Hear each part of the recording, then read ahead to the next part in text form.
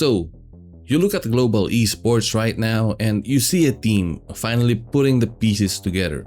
They have made their first ever Masters tournament, and although their last matches were anything but inspiring, they're still aiming to make it deep in London.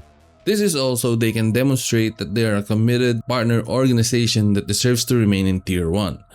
However, stacking up the roster and the wins is not the answer for the long term.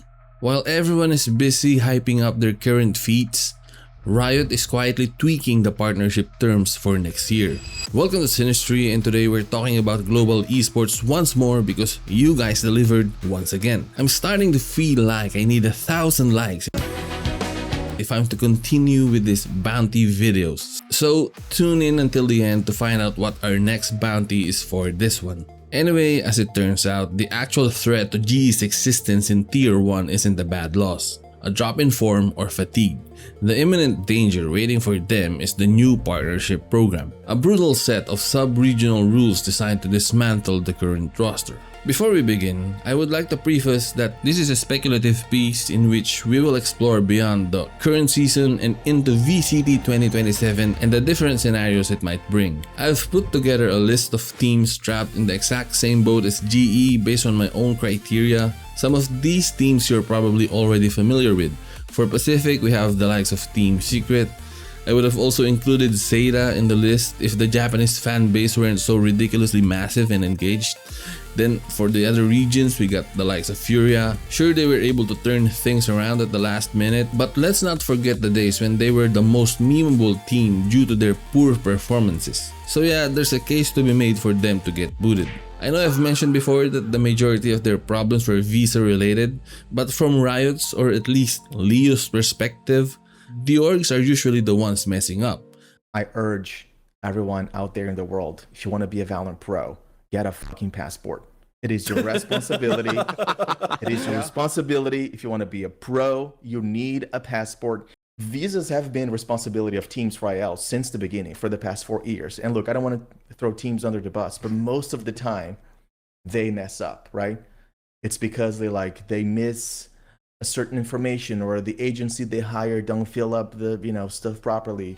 I don't know if that's the exact case for Furia, but with Riot taking this hard stance, it makes their bid to stay in Tier 1 incredibly weak. As for EMEA, I barely know a thing about the region, so I don't think I'm qualified to speak about anything, but if I were to guess, maybe Giants. Sorry, Giants. Now you might be asking, hey snstry, you dumb piece of shit. Why do you keep insisting my team is gonna get booted, huh?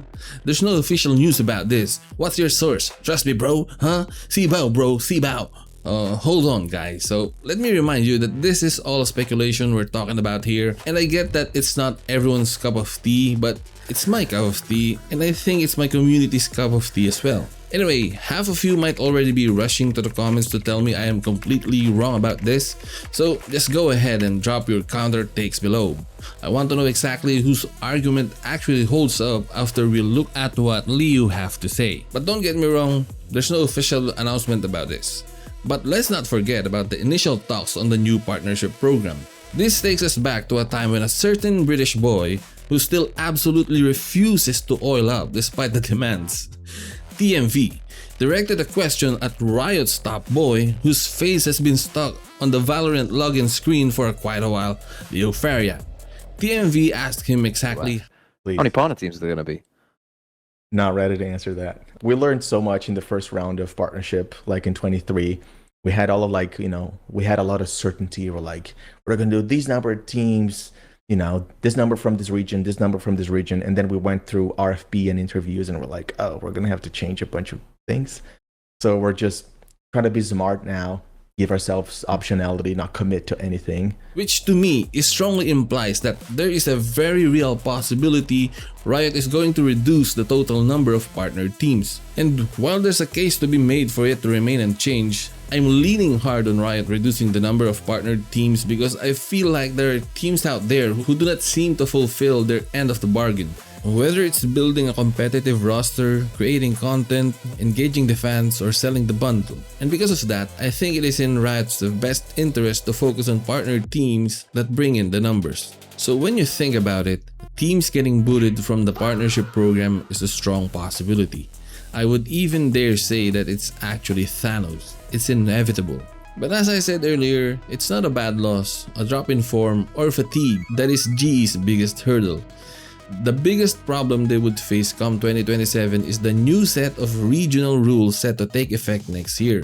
Based on what I've found, an organization needs to lock in a home region and the team must have at least 3 players from that region. So with this in mind, it's not difficult to see what kind of problem GE is facing with this new rule. It's really hard to say, but whether we like it or not, the team doesn't really have much of a choice but to dismantle the current roster and pick 2 that they would like to keep. Because Crystal is from Russia, Udo is from South Korea, Autumn is from Australia, and Patman as well as Savvy are from the Philippines. It's really hard to be in this situation, but for me personally, I would pick the Filipinos in the roster because these 2 go way back, so their chemistry can be a solid foundation for the team. And then pick the 3 best players from their home region, which is India. It is such a brutal rule, however, Riot emphasizes that regional representation is a big and important factor for them. But is this rule really that oppressive? Because again, according to the rumored rule set of the 2027 partnership program, any team can apply from any region. And this means that if GE wants to retain most, if not all, of the current roster, they simply need to apply with C as their home region. By doing this, they would at least keep 4 of their current players. And if luck is on their side and Riot categorizes Australia as part of C, then GE would be able to keep all of their players.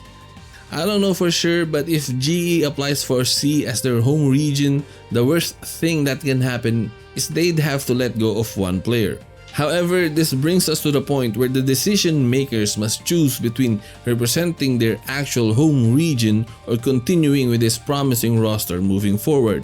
There's also this factor that staying in India gives them the leverage to stay in Tier 1, as they are the premier team in that region, but at what cost? The owner is well aware that the talent in India is not developed enough to compete in VCT yet. Why is it that we can't put down a 5-man Indian roster in the VCT? What is the reason?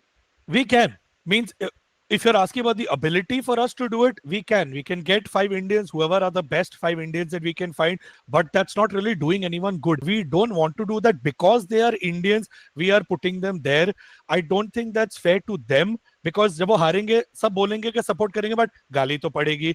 Everyone's going to keep pointing out how unprepared they are for the stage, even mentally for the players. It's easy for the audience to say हाँ खेल लो, but you don't realize what it does to the mentality of a player. If they choose to move to C, then that leverage disappears, possibly given to another Indian team.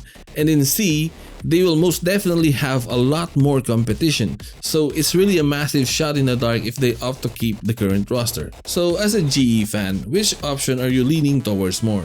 Drop your takes in the comments. And this brings us to our next bounty video. What if Global Esports actually gambles and decides that C is their home region in 2027? And why it would set off a massive chain reaction that could very well destroy the franchise hopes of one very specific roster. I would have to put a lot of brain power into this idea, so if you want to see the video come to life, I would need 1,000 likes on this video. Otherwise, I have a Team Envy video that I have been dying to release for weeks now. So that's it for now. As always, I'll see you guys in the comments. Leave a like if you enjoyed, hit that sub button so you don't miss out, and I'll see you in the next one. Peace.